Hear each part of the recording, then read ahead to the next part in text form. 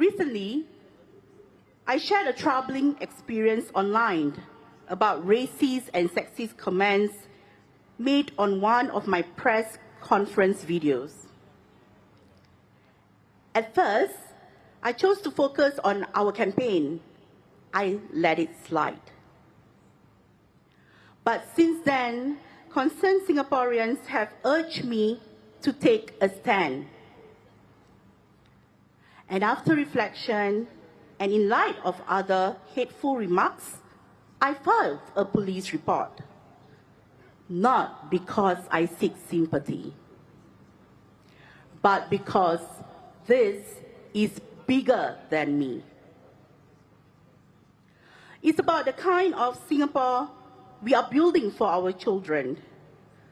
A Singapore where hate has no place. Whether you're Malay, Chinese, Indian, Eurasian, or of any race. A Singapore where no woman, no minority, no human being should be told to know their place.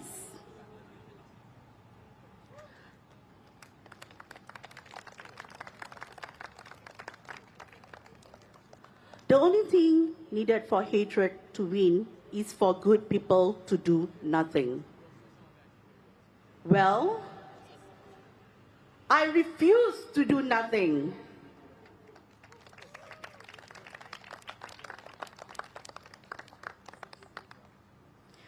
When we stay silent in the face of bigotry, we let it fester.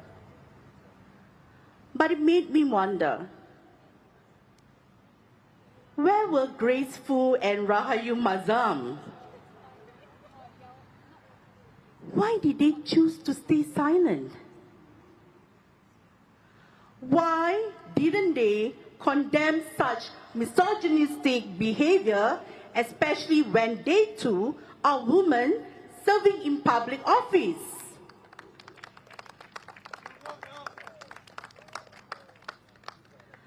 Instead, we heard Grace Foo trying to distract us, spinning fairy tales about how the 9% GST is supposedly for our benefit. She said, it lets us tax foreigners. But the last I checked, foreigners get their GST refunds at Changi Airport before they fly home. Are we fools to be fooled again? Are we not tired of being gaslit? What do we hear from the current MPs in Holland-Bukit Timah? When we raise concerns about the cost of living, Mr. Edward Chia tells us that a hawker meal only costs 0.1% of your monthly income. As if Singaporeans live only by counting chicken rice plates. As if we had no mortgages, no school fees, no transport costs, no healthcare bills. This is not leadership. This is detachment. It shows how far removed some of our leaders have become from the everyday lives from ordinary Singaporeans. And this is not an isolated moment.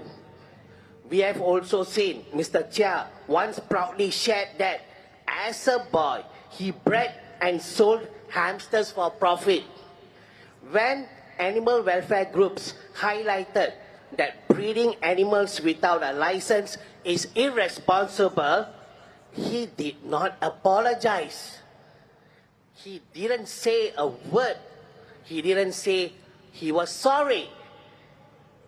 He simply said he had a good conversation with the hamster society. In my walkabout so far, I've seen that Minister Vivian Balakrishnan has been instrumental in building many covered walkways across the constituency. And that's great. No one likes getting caught in a thunderstorm. We all appreciate infrastructure that makes daily life easier. We should give credit where it's due.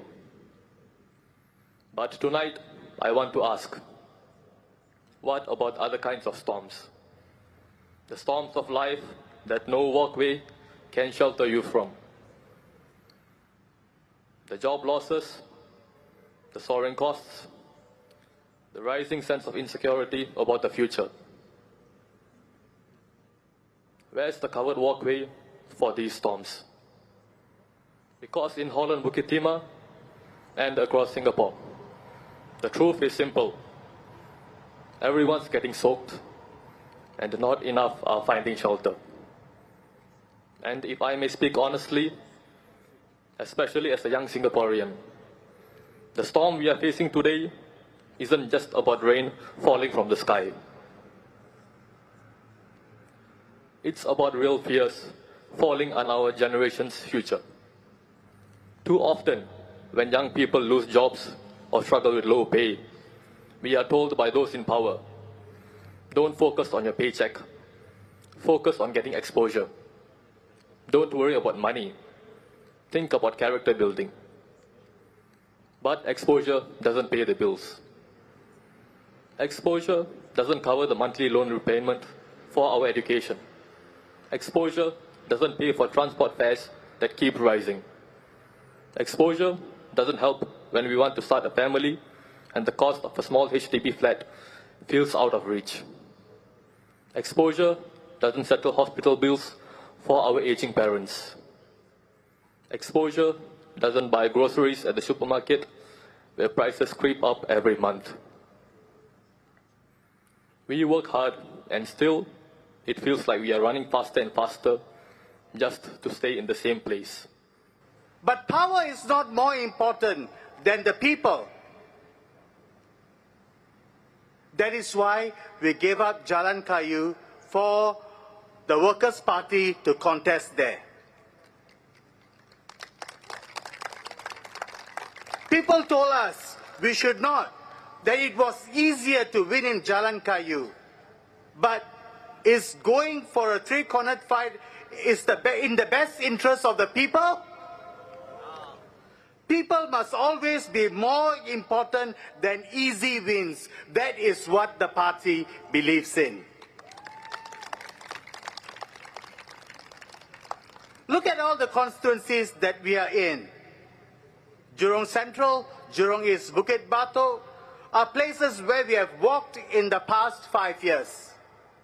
Holland-Bukit Timah and Nee Soon areas where the anchor ministers have a lot to answer for. A lot. Some of them have been brought up by my fellow candidates who are standing in this constituency.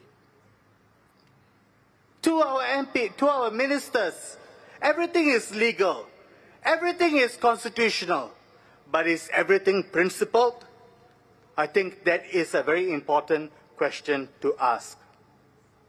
A ruling party that is unprincipled is a disaster waiting to happen. They may do what they want to do, or they may do where they want to go, or they may go rogue, and the people suffer, and that becomes an issue. That becomes a very big issue. Already, there are million-dollar salaried ministers who are identifying more with the billionaire class. But the question is, do you trust them?